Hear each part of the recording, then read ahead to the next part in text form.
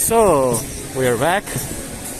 Recently coming back from my job, as you might expect from me, as I always am working really hard right now.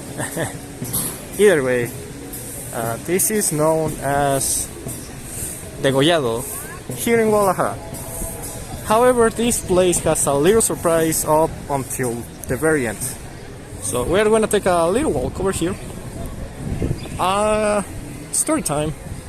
I actually frequently visited this place a lot when I was in high school. When I was knowing what Cinco Ronde was, there used to be an arcade right around over there that used to have the game. Although obviously not in a Sega Naomi with GD-ROM or anything like that, but it was there. It was in a multicade, to say the least.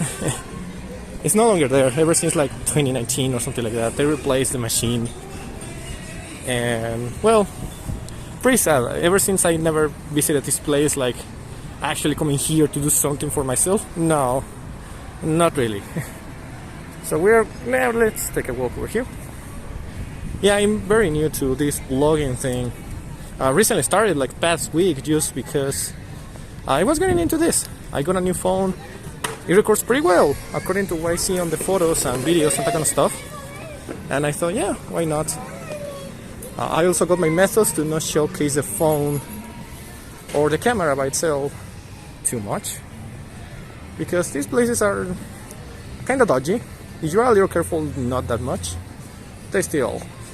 And at these hours, you can see there's policemen and that kind of thing. So yeah, not very bad stuff. Over there, you have what I like to call the cyber cafes, and well. If you want to get some pleasure, there's the place. And this is the arcade. This is a place where I used to visit a lot. Right now, as you can see probably over there, let me see. There you go.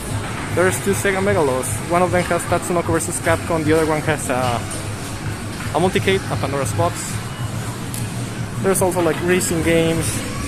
The obligatory Pump It Up because you are in Mexico, of course. Because you're in Latin America, you need to have Pump It Up. Right now over there, in that place, a lot of people doing like magic shows, dancing, and that kind of stuff. Yeah, they asked us to move the hell out of there. So there you go. So yeah, these places are all used to make magic shows, dancing things, you know, basically public exhibitions of some sort. Let me move over here so I can get a little space. Oh, this place closed because of pandemic, but it was essentially a place where you can ask for jobs and that kind of stuff. So as you can see there, phone number because they cannot receive you here for obvious reasons. I actually went here once. Not bad, but I could get better. Either way, yeah. The past arcades used to be a lot better. They used to have more actual like FGC games. I remember a Killer Instinct 1, UMK3, Ultimate Mortal Kombat 3. A lot more of fighting games per se. Now there's just like racing and that kind of kids games sort of thing. And I remember this place a lot, actually. Here, a person I truly like, and I will sit just there and just talk, and that's a good time, essentially. Yeah, good memories, very good memories indeed. And you may be asking why there's a lot of kids with little cars riding all the way over here. Well, I'm not totally sure who is the one. I think they might be over there. That guy rents those cars so you can like make your kid drive a little bit over here and that kind of stuff. Pretty funny. And now this is Centro Joyero Magno, or Jewelry Center could be transferred. I don't know. Spanish to English translations are not my thing, honestly. So, but yeah, we're here as you might expect, a lot of jewelry, we can take a look. Why not? It's not that bad and that kind of things. I'm not going to enter because there are quite a lot of things for even you to get inside. So we can use, yeah, a lot of jewelry, gold, silver, bronze, whatever. Oh, sorry. I won't. Alright. You cannot record there, apparently. Either way. Well, what can be done, right? Either way. I'm not sure why, but there's that. But yeah, this is the surprise I really wanted to show all of you.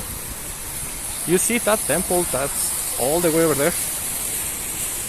Well, that's Hospicio Cabañas, which is a place that's very famous in a video game, in a fighting game actually. Speaking of that, this is a place where T.Hawk's station, Street Fighter 2, is located. It used to be more, well, you know, party-ish and full of people and full of festivals and whatnot, but these past 2 years, for very obvious reasons, it has been not. So I cannot show you that it actually looks like that. On like a Saturday at these hours, this is probably like 6 p.m. around. But yeah, very famous place.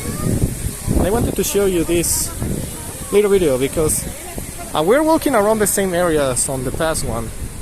So I decided to make a little shorter one and make a little documentary that T.Hawk is actually Mexican. But not quite. Here's the thing. So after just taking a little background and that kind of stuff, I'm gonna explain you why T.Hawk is actually Mexican.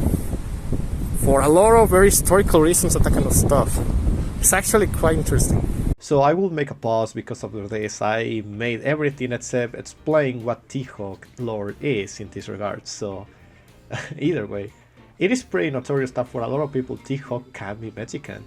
Which, yeah, I'm a Mexican myself, so I will not deny that he doesn't look like one.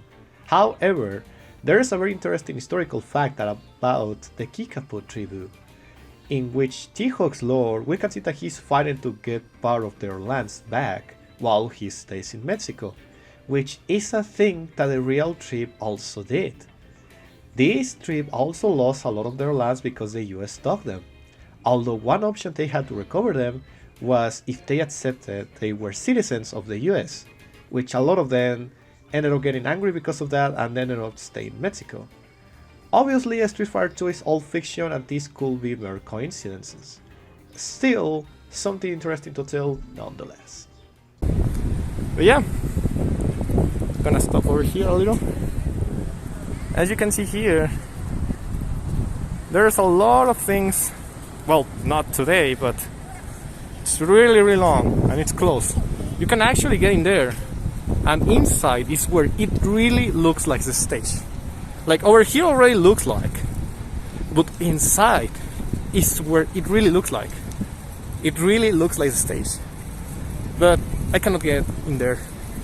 If I get a chance someday to do that, then I would. I really would. But today I can show you these weird chairs that I might need to check out where they are after I get back home.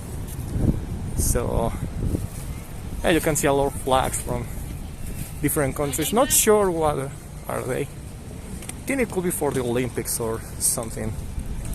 Anyway, yeah, you can see some spooky chairs that I'm not sure why they were done in the first place. They look like some sort of monster from Cthulhu or something like that. There's this big alien one.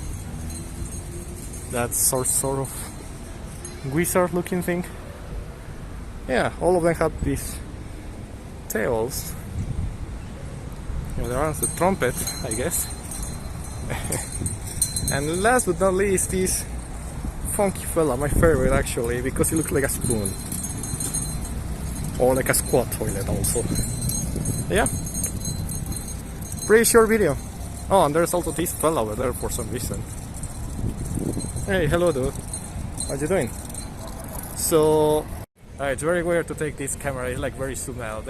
Either way, yeah, this is Hospicio Cabañas. This is where a lot of the action in Street Fighter 2 happens in the T.Hawk stage. It's actually a very common thing to say that it's like a little, you know, racist and that kind of stuff, but it is not. And as an Asian Mexican, I can totally tell you that. All of that kind of festivals and that kind of stuff, it really happens over here. For obvious reason, it is not a good thing to showcase the stage like it is today, because it's not like that. However, I remember back in 2017, 2018 probably, when I recorded this place the most, when I was like talking and playing video games the most in those arcades I showed you when they used to be good. They are no longer like that. This place was like full of stuff. Like I remember a big stage over there happening, and it was like a rock show for like rock music, like covers from Guns N' Roses, Iron Maiden, that kind of thing.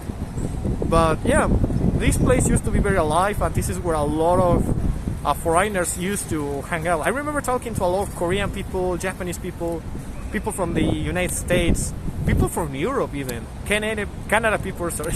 Canada people also used to be over here a lot, because it is really a very, very touristic space, as you can see by a lot of the flags and the ones that they have over there and that kind of stuff. It is a place to visit. There's a lot of dodgy things, however, to keep in mind in this exact place, especially at night, as I mentioned before. Right now, because there's a lot of people, policemen that stop you because you're recording jewelry and that kind of thing, it is not a bad thing to walk over here and just have a little fun. But I still recommend to not pass over here in the nights for a variety of reasons. In fact, I should not be doing this, but I'm doing all of you because I really want to show the country, because in a lot of Discord channels and that kind of thing, I keep sharing how living over here is. I'm gonna edit and put a little images over here on this, and yeah, I really wish you enjoy this thing. This is T.Hawk Stage, a very historical thing, especially for me as a gamer that knows a lot of things. And well, I keep you enjoying. I will probably keep recording things weekly, because that's when I have more time. That's where I'm not getting outside at very night, and that's when a lot of people is. Most of the things are open, that kind of stuff. So either way, have a nice day, and if this situation goes off, probably, I really hope so, you can visit over here and say, hey, I need T.Hawk's stage. Have fun. Ray and Ansel out.